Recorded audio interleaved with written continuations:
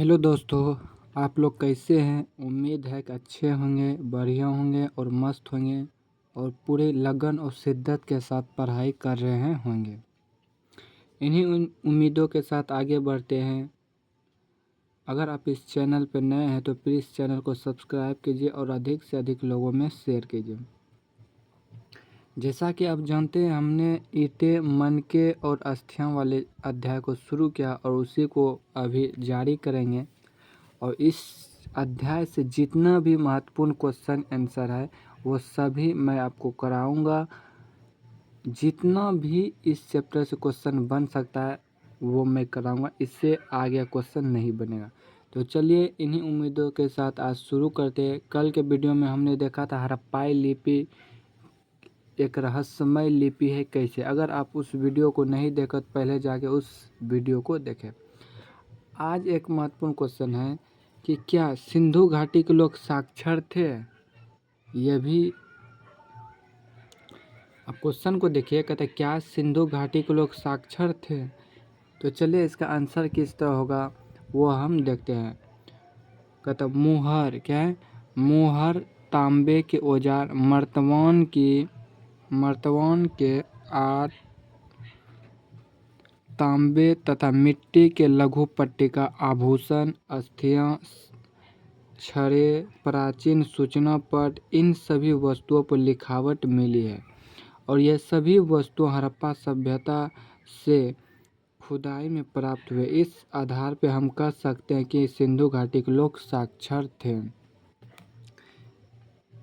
इसका हम एक लॉन्ग क्वेश्चन करते हैं जो कि आगे हम दिखा रहे हैं आपको। यदि ये वाला क्वेश्चन आप नहीं भी करिएगा तो कोई बात नहीं, यही क्वेश्चन को हम आगे किस तरह करेंगे वो दिखाता हूँ मैं आपको। देखिए यहाँ क्वेश्चन है, क्या सिंधु घाटी के लोग शिक्षित थे, यदि हाँ तो कैसे। तो चलिए इसको हम एग्जाम्पल सहित बताते हैं और ये 8 नंबर का क्वेश्चन बनता है। सिंधु घाटी सभ्यता की लिपि चित्र लिपि थी जिसमें चिन्हों की संख्या 375 से 400 के बीच चिन्हों की संख्या थी। यह खुदाई में प्राप्त क्या है, यह ना कहता है यहाँ खुदाई में प्राप्त विभिन्न प्रकार की वस्तुओं पर लिखावट मिली है जो यह सिद्ध करता है कि यहाँ के लोग शिक्षित थे। यह वस्तुएं मुहर, तांबे के औजार, मर्तबान, मिट्टी की लघु पट्टिका, आभूषण, सूचना पट आदि हैं। तीसरा क्वेश्चन क्या है, तीसरा पॉइंट में देखिए आप, आज से 5000 वर्ष पहले सिंधु सभ्यता के लोगों ने जिस तरह योजनाबद्ध तरीके से नगर बसाए थे वह आधुनिक नगरों से काफ़ी मिलता जुलता है।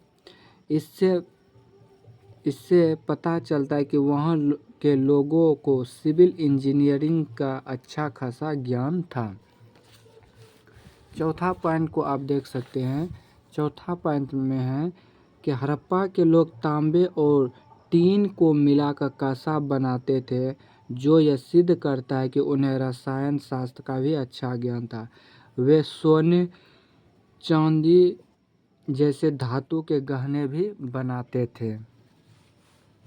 पांचवा पॉइंट को हम देखेंगे, हड़प्पा के लोग क्या, हड़प्पा के लोगों का विदेशों के साथ व्यापारिक संबंध था, जैसे मेसोपोटामिया, मिस्र, बहरीन, ओमान आदि देशों से आयात निर्यात किया जाता था जो उनके शिक्षित होने का प्रमाण है।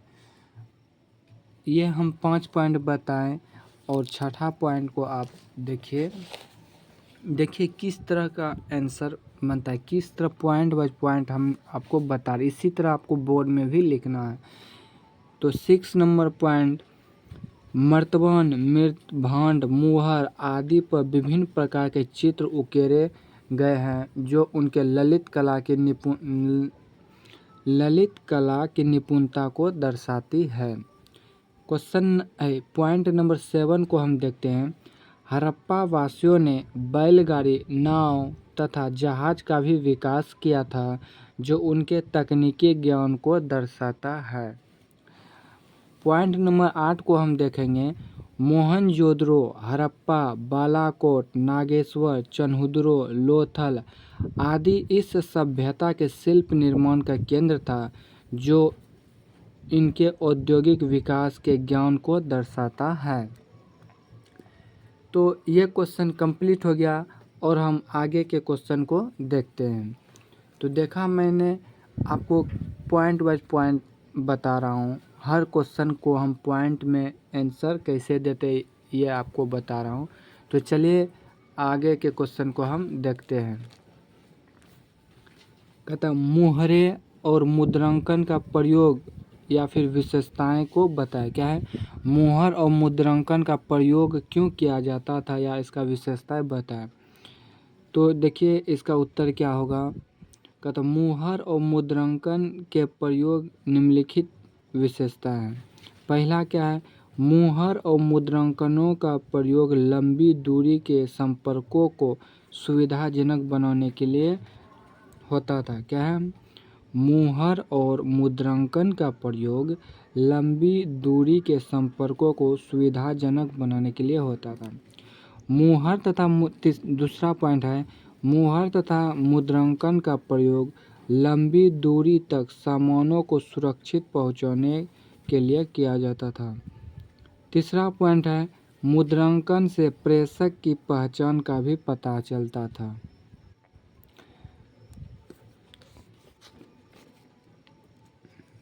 और एक क्वेश्चन को हम देखते हैं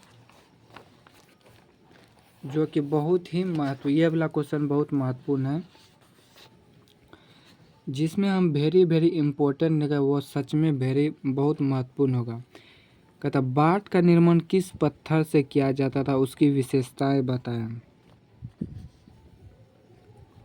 ये 1 नंबर में भी पूछता है कि बाट का निर्माण किस पत्थर से होता था।